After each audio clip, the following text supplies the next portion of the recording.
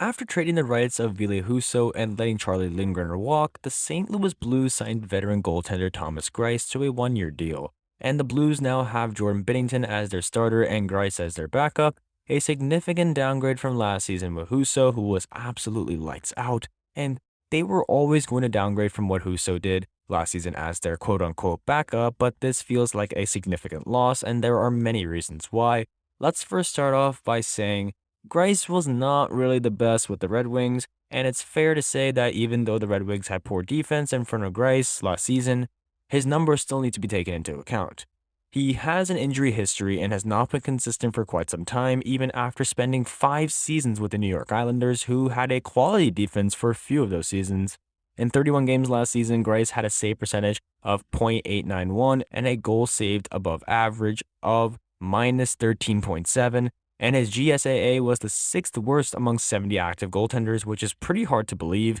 and a lot of these stats could use some context behind the Red Wings defense, but it's not good either way. The advanced stats don't favor him either, and the fact that it's the Blues who need a reliable backup that can play a lot of games, if needed behind Binnington and Greiss, is not just that, and I wouldn't argue that Charlie Lindgren would be that option either, but the fact remains that Greiss should not have been even a target for the Blues unless the deal was league minimum. It's amazing to me that he was able to fetch $1.25 million on this deal, given his age, given his numbers. It's just mind-boggling. And he's going to turn 37 years old during the 22-23 season, and it's true that he's played only 347 games throughout his career, and some of that is due to being a backup, and some of it is due to being injury. Either way, it's not ideal for Greiss's longevity. If the Blues could trust Binnington to play 60 games or more in the regular season, signing him makes a bit more sense, but they clearly can't trust him to do that, and there will be much more asked of Greiss than expected. The analytics tell a story of poor play from Greiss with nothing to write home about other than his elite rebound control.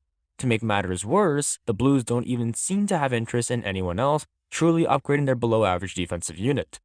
There is always a chance that he surprises everyone and bounces back, but the signs pointing to that is not happening. To make matters worse, the Blues don't even seem to have any interest in truly upgrading their below-average defensive unit, and there's always the chance that he surprises everyone and bounces back, but chances of that happening are very, very slim. And there are better options on the market over Greiss in my opinion, and despite a very thin goaltending market, I still stand uncorrected. The first option would be Ilya Samsonov, who signed a one-year deal worth $1.8 million with the Toronto Maple Leafs. And Samsonov is only 25 and has potential, and it's also more likely that he would be able to take on a bigger workload than Greiss will, and I would have liked to see the Blues spend a little more time on a backup and find a younger one too, and while his numbers were ugly last season, he's shown a lot more in recent seasons over Greiss, including a solid playoff run for the Washington Capitals last season. The other option that I think would have been ideal is Eric Comrie, who signed a 2-year deal with a cap hit of $1.8 million, the same, to go to the Buffalo Sabres, and Comrie had elite numbers for the Winnipeg Jets last season, tallying a .92 save percentage in 19 games,